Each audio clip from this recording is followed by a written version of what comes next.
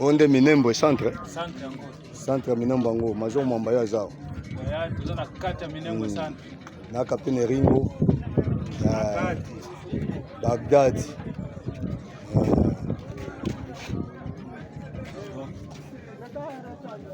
Jacques Chopeyo azawa. Amuri. Batonso bazaliawa. Tuza na Minembwe centre. Minembwe centre yango.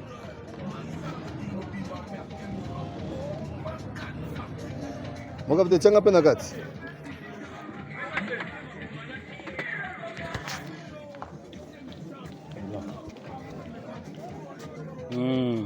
Komanda peme asika yeo toye kutika yawa. Minembwe centre. Opération Silisa.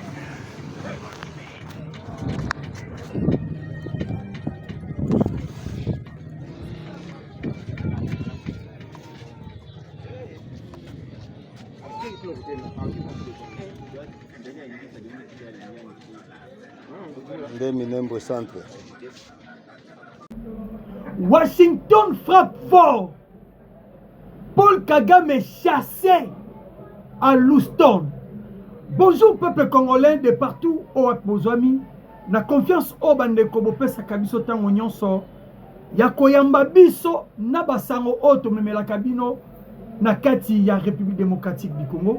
Peuple congolais, je pense que tokozo mwa tango molai penzate pona kozinda na explication ya makambo nini ozo leka na mokolo ya lelo na Minembwe, ya makambo nini ozo leka na mokolo na lelo na Rubaya, pe unité nini oyo Faci Beton a lancé lisusu pona ko conquérir oezali ba localité na biso to perdaki na maboko ya banguna ya République démocratique du Congo. Mais peuple congolais, ce que je peux vous demander, c'est juste de liker votre émission, de commenter, de partager et de vous abonner massivement na bisika nyos orapi bozwami, parce que na mokona lelo na kwebsa na biso to tikala toujours branché ya kweba na kolanda biso. Il y aura de graves révélations au nakobimisila bino awa, parce que États-Unis a frappé double coup et pas M. Paul Kagame. Hier à Beti Moko, lelo à Beti Soumoussoussou. En tout cas, peuple congolais, Mabé côté de Paul Kagame, ainsi que le M23. Je pense que Bande Konangai, Bambote Nabino Lissousou, Nabisika Nyos Bozwami. Minembwe nenge teoloba lelo peuple congolais, eza na se ya moto. Hier, je vous ai bien dit que le FARDC basalaki déjà entré na bango, précisément na kati ya Minembwe centre. Ba récupérer ki pe ngomba o ezaki ko protéger yango ya Mont Sinai. Mais il y a des M23 au bazo ko persister toujours na kati ya Minembwe. Peuple congolais, les serpents noirs ont mené des patrouilles na kati ya Minembwe na système ya ratissage ko kende ko fouiller partout bisika nini peut-être monguna ko yeko batama bake ko fouiller tina be école tina be église. Peuple congolais, bake ko retrouver classe na minute bana ba okende te Minembwe ba otanga te, mais bake ko kuta batu ba komi ba professeur balandeli bango malamu. Oh non, biso professeur l'école oh nzokande za ba M23. L'armée congolaise a arrêté bango. Alors on va vous vérifier. Toyeba si réellement vous êtes des messieurs. Bakel sous confouye na ba église oza na Minembwe. Peuple congolais, chose grave mais vrai.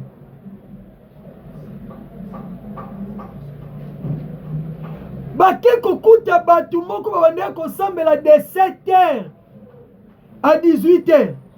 Majoritairement ya kati ya église yango bana mibali na bana mibali bilongia songe. Batuni bango, vous êtes de qui?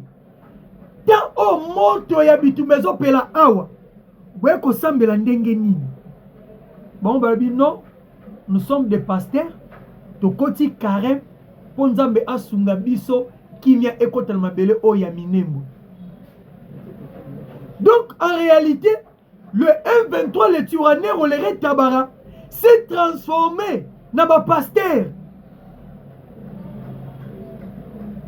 S'est transformé dans un pasteur. Et d'autres rebelles se sont transformés en civils.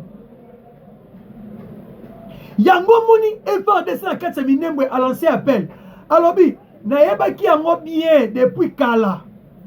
Que il y a des personnes, des militaires rwandais, oyo bakimi pété, mais ba se transformer ba lati ba civil. Pour tuer ba teke ba sa ba rwandais.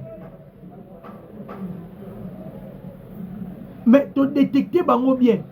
Plusieurs d'entre eux sont déjà aux mains ya ba militaires. Mais kasi, tango ba misusu ba yoki malam bana mboka Congo, ke bakangi certains pasteurs escrocs. Bakangi certains pasteurs M23. Oyo bazala ki en tenue civile, bakote ki na kata civile directement, les frères se sont transformés. Pardon, les frères, lati ba tenue militaire, bandi kotake quelques positions à FARDC na minembo. Mais la force de FARDC est se limiter. Réponse directe. Ba frapper bango, bakimi. Sko kokima bakimi. Batalisi banzela mibale. Ba misusu bakei vers Nyangezi. Ba misusu bakei vers Kaziba. Mais les FARDC ont déjà bien dit, et les Wazalendo, même si Tikigali, Tokolanda Bango, tellement que Paul Kagame, Aligi Koyokate, Bandeko, la guerre est sengeli ekota Tikigali, Biso Peto Kende Tobomaba M23, à partir de Rwanda, Tobomaba RDF, à partir de Rwanda. Il s'agit de massacrer quelques-uns d'entre eux dans leur pays. Nous devons le faire. Nous devons le faire. Pour ne pas bobangi et pas y abattre sur les démons. Peuple congolais, le fait de FARDC ne s'est jamais limité. Kakanaminemwe. Tolandi bango na Kaziba. Tolandi bango na Nyangezi. Tolandi bango na Kake. Aux alentours, il y a Kakeng.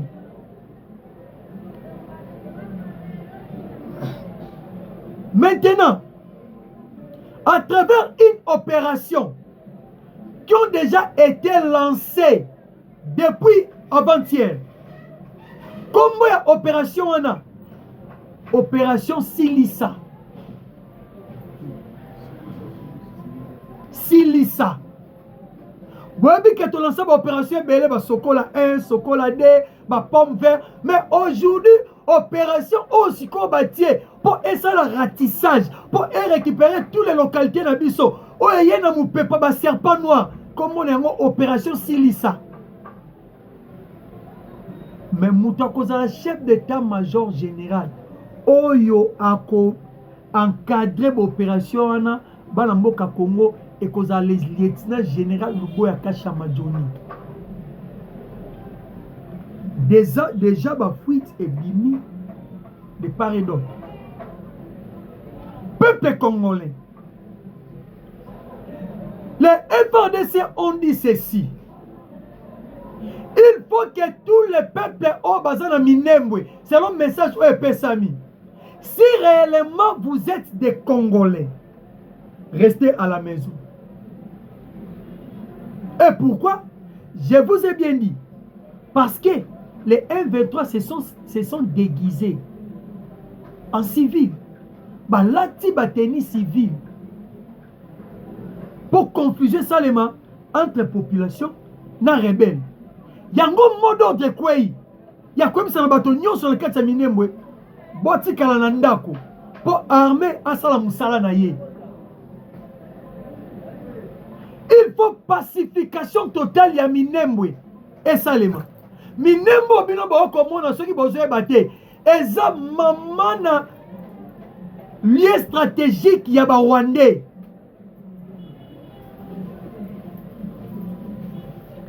Parce que tu es sa cabine et on a 2 lieux stratégiques. Na kati bitima oba rebelle oba osale. Eza Rubaya ainsi que Minembwe. Mais Minembwe ça pena na kati na au plateau de Fizi. Et pourquoi bon mon akaba M23 Barrette bara Baturanero ba Rwandais précisément en général. Se basaka toujours na au plateau de Minembwe. Boyebi bien à l'époque ya Rouberwa 2020 balinga ki bakata Minembwe babimisango na kati ya ba commune rurale eza biloko o constitution ya Kabila etia installation ya pamba ya bourgmestre commune rurale de Minembwe bomonaki babengaki na communauté internationale na bakaka Conseil de sécurité des Nations Unies a dépêché qui batu na kati ya Minembwe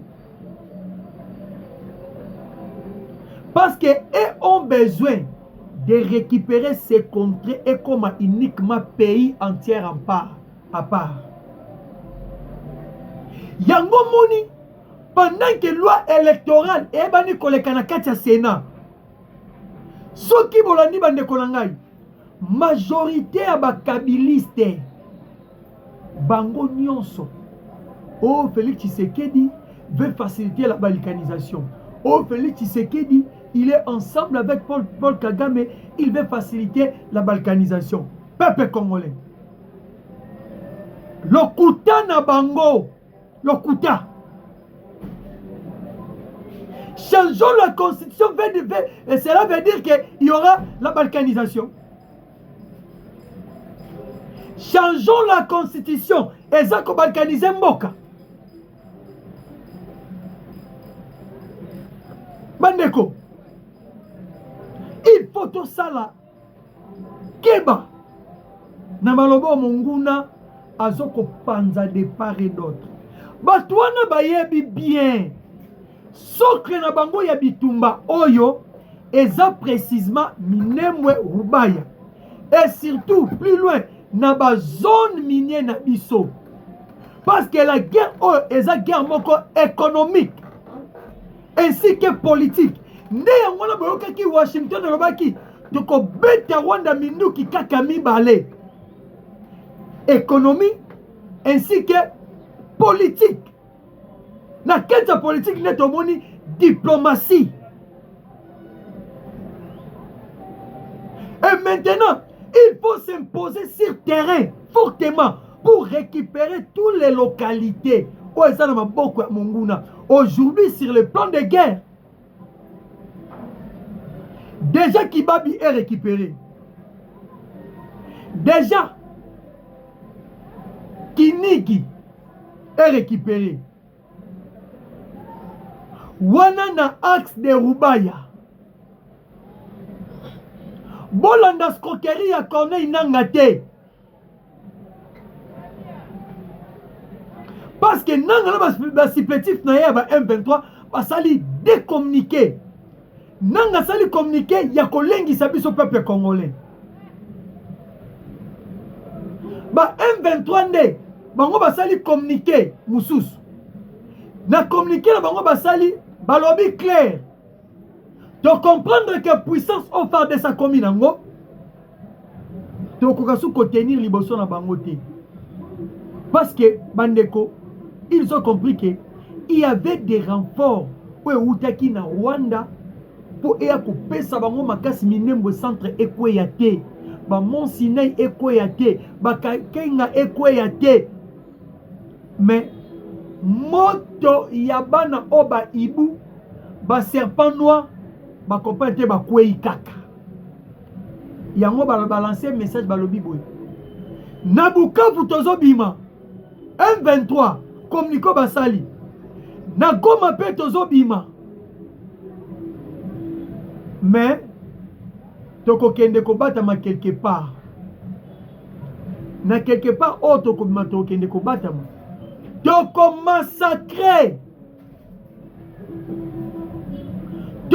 massacrer la population oyo na Bukavu ainsi que oyo na Goma.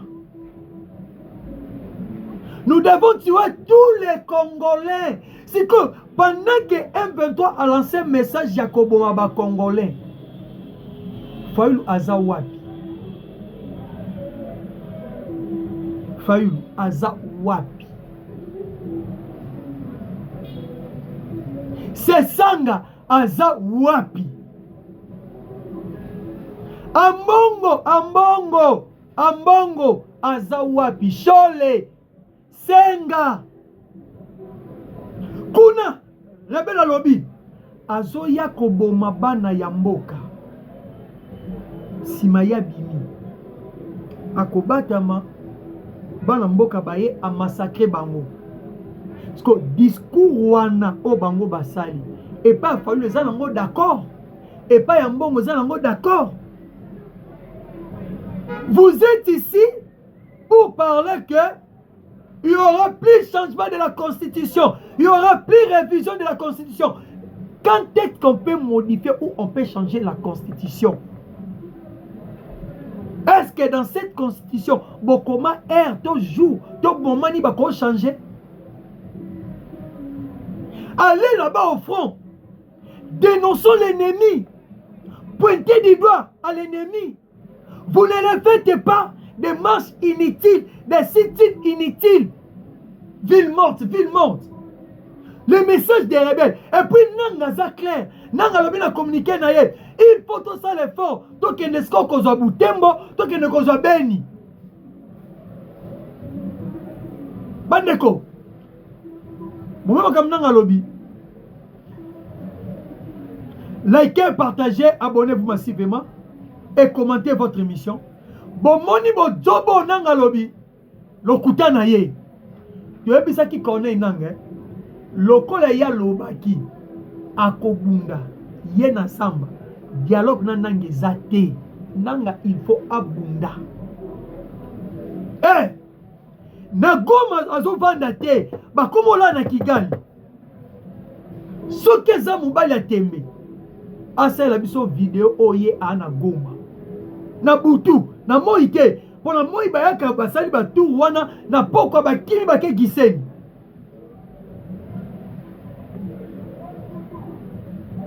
oh nous devons marcher jusqu'à Kinshasa nzoka ndeti bo communiquer na nga esalango asalango na retard le général Edi Kapen et si alerter déjà tous les troupes o ezana o Katanga pardon na Grand Katanga mobimba Nicolas Bipanza on est comme na Grand Katanga tu vas petit Katanga net za ba loi là-bas ainsi de suite.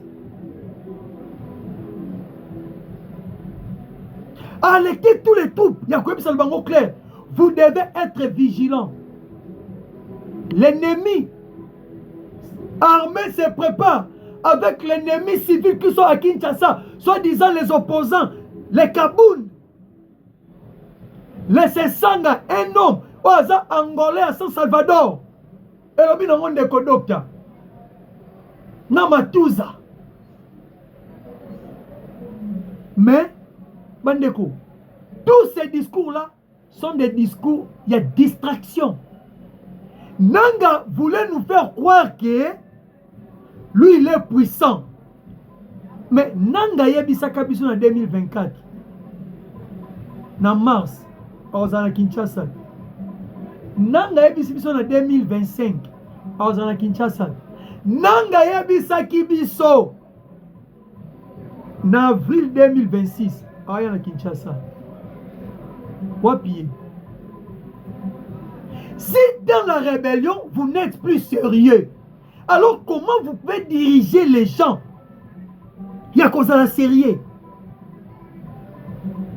Dans la rébellion, bozo koka voir même pas qu'on respecte Malobanabino. Et bon, soit possible de pouvoir en haut. Peuple congolais, il faut que conscience de biso ezala éveillée. Tout la mouka bandeko. Jusqu'à quand demeurions-nous dans cette distraction? Na buzobologie oyo ya kopesa kabeki na babomi ya mboka nanga babeti tolobi no tozoya. Mais pendant que azoya aosa nini?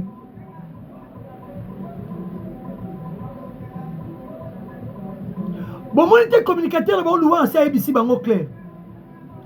Alors, nanga, prépare-toi. Boulos.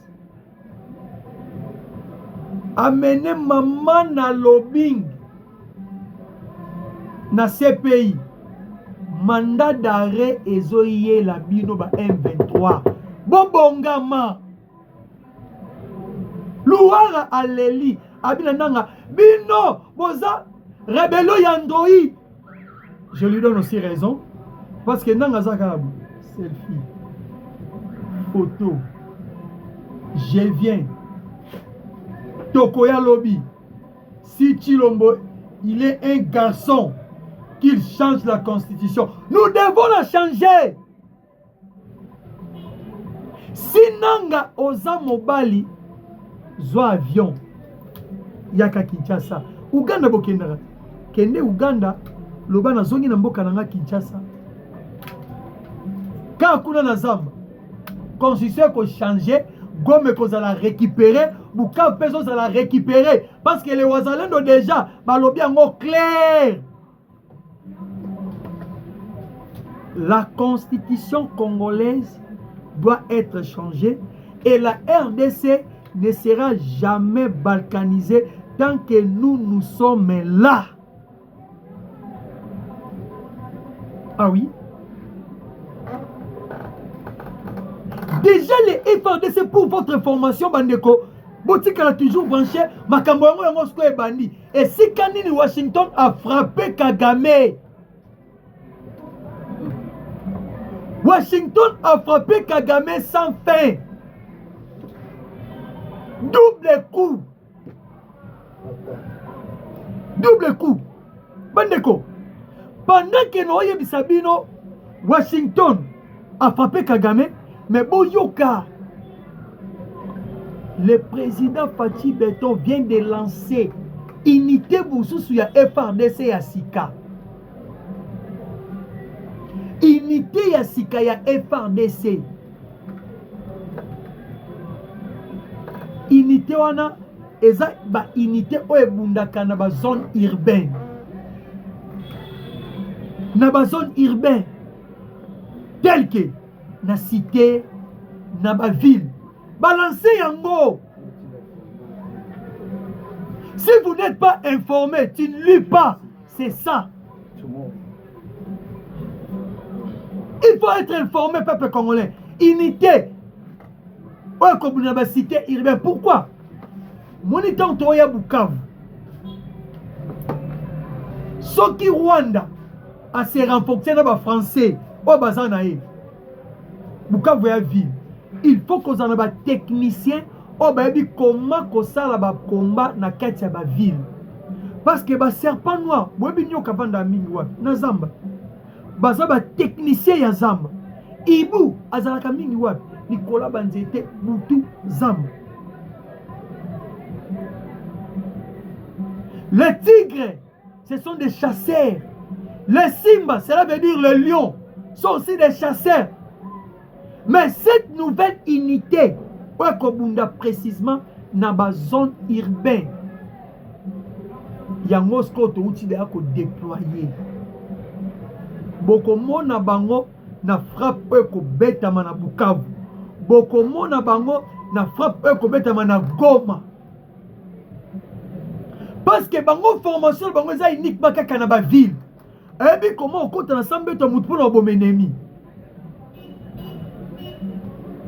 Et puis comment on bat mana sima ya colonne pour nous battre ennemi.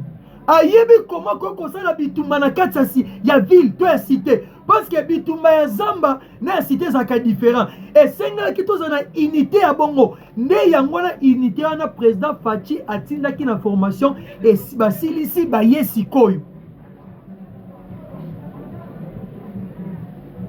On doit continuer de lancer de temps en temps des unités militaires. On doit continuer toujours de recruter des jeunes pour adhérer dans notre armée. Pour que RDC, tu es dans une armée où ils sont fort, puissants et qu'on bangisse à tous les 9 pays voisins d'Abisso. Et pourquoi pas l'Afrique? Pourquoi pas le monde? Et bandeko. Si Koyo, peuple congolais, Washington a frappé fort. Parce qu'après Washington, il y aura des révélations sur les plans machiavéliques de l'opposition. Bandeko ya Congo, Washington a bêti Rwanda Mubange na sanction. Quelle est cette sanction? Bandeko, Rwanda azalaki ko vivre par an. Washington a bandé ko pesa 206 millions de dollars. Boyebi ke Rwanda za pays où avivaka souvent na ba aide humanitaire. Économie à Rwanda à 80% et ça na ba aide humanitaire de vivaka. Siko par an Rwanda bandaki kozwa excusez 206 millions de dollars.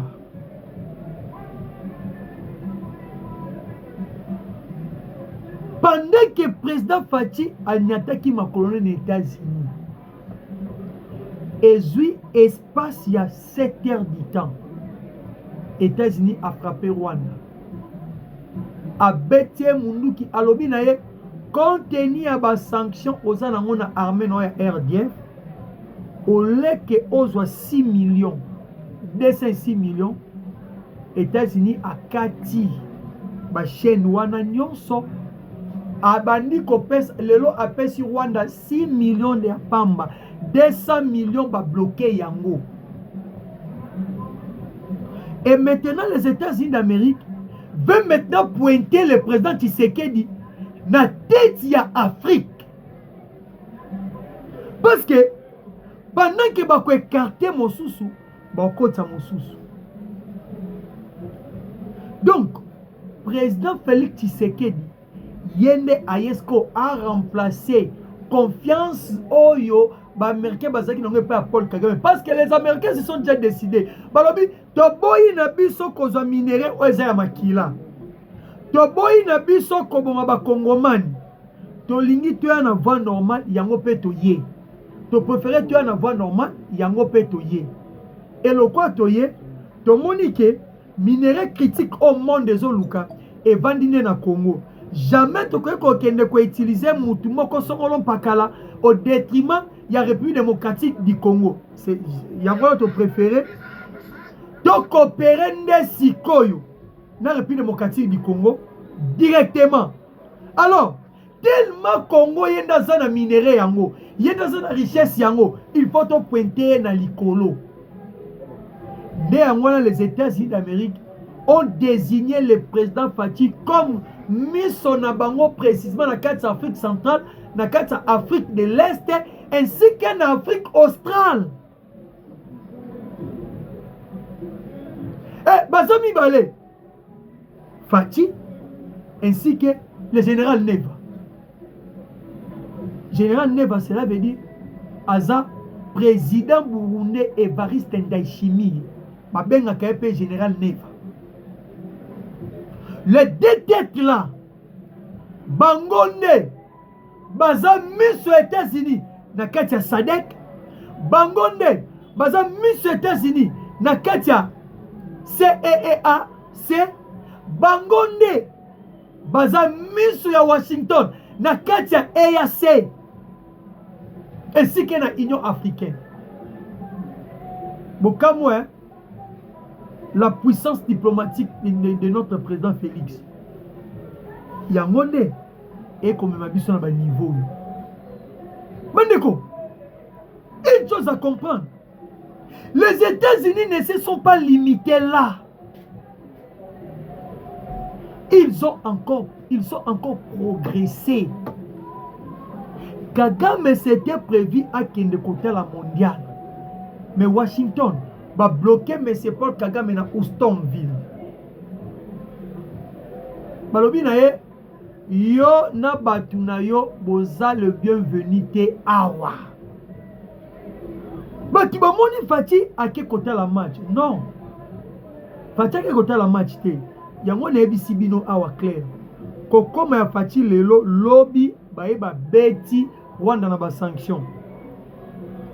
Na kati sol américain, majorité ba président ba yo hôtel mondial wana na Amérique.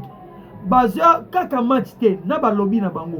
Oui, certainement Fati hôtel match à Léopard en côte, mais na kati na yangonde a kepe ko sa diplomatie. Nengo na loba na bino te peuple congolais. Bokomona makambo eza toujours changé et qu'on a toujours changé. Ba Fopia Fati est-ce que bobi ke Kagame akimi communauté Afrique centrale wa CEEAC bobi wanda quitter communauté wana a quitté peuple congolais. Les choses ont déjà changé.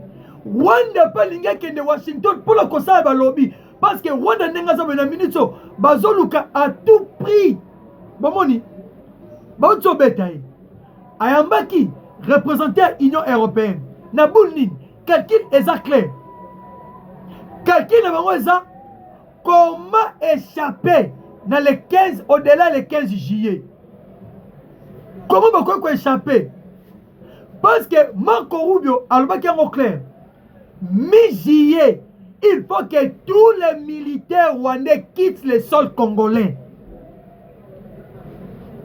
Si représentant l'Union africaine ayaki na Rwanda, eza koluka ba méthode nini ya ko échapper na ba sanction OEC betami pe lolenge ni les États-Unis azo se préparer ya ko kanga M. Paul Kagame. Représentant l'Union européenne ayaki pour la koluka comment ba ko kuta na président Félix ba dialoguer na Paul Kagame.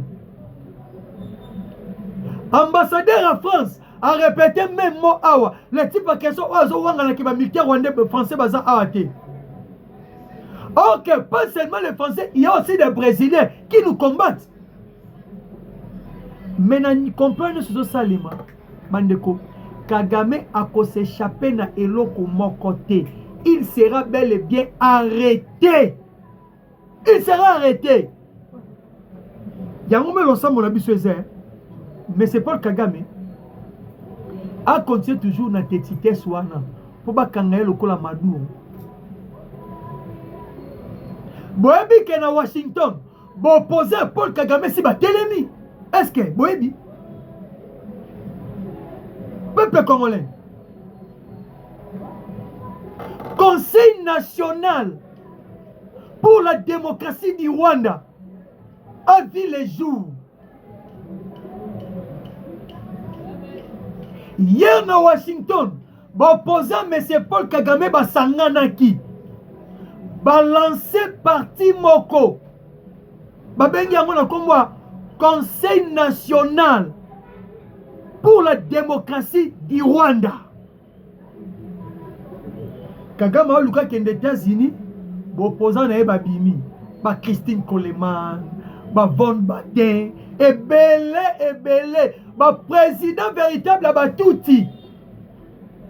Ba kotia bango poa. Balobini, il faut que la démocratie écoute à la Katia Rwanda. Il faut que la réconciliation écoute à la Katia Rwanda. Il faut que le développement écoute à la Katia Rwanda. Le régime criminel, tyrannie de M. Paul Kagame et Sengeli Elongwa. Et si Kaba Rwanda baza, bandio benga bango o ba pro Kinshasa. Si bon ba pro Kinshasa, Kagame pas pour opposition moi armée à Kinshasa. Yango ne ebisi ba Rwanda wana, papa, maman, pozo ngasimate, bo forcer, bokonzi ya Rwanda ezandi na maboko na bino. Parce que biso Congo, si tu es bisibino Kagame azolongwa.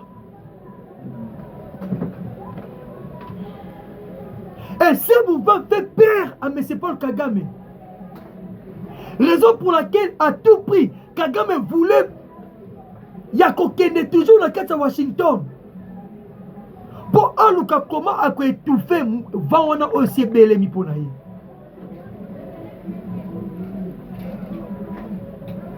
Peuple congolais. La fin de Paul Kagame s'est déjà annoncée. Je vous dis une chose vraie. Oh bon moni ba osala wa les akanyoko si bakati mutu nzoto nezo ningana. Et puis nangana maloba na e et un nil est sans effet.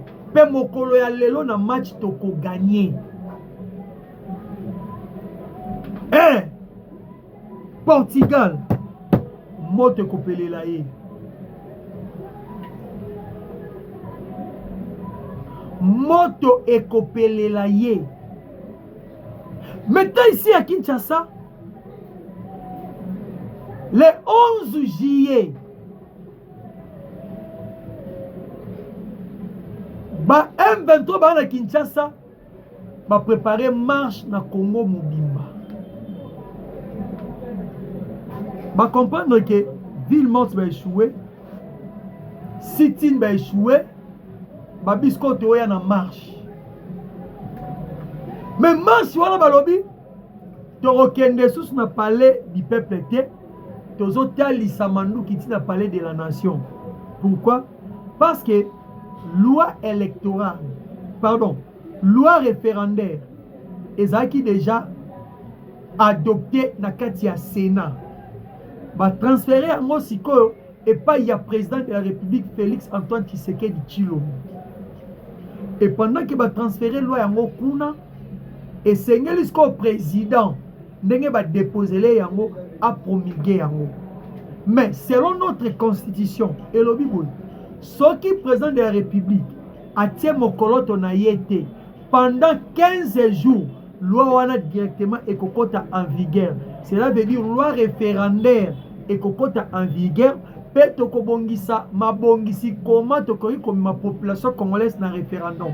Peuple congolais, on ne change pas la constitution pour éterniser le président Félix Tshisekedi au pouvoir, mais on change la constitution pour améliorer la vie congolaise, pour améliorer la sécurité congolaise, pour améliorer plusieurs choses telles que vie sociale na biso otobeta katolo. Et pour protéger rien que notre République démocratique du Congo.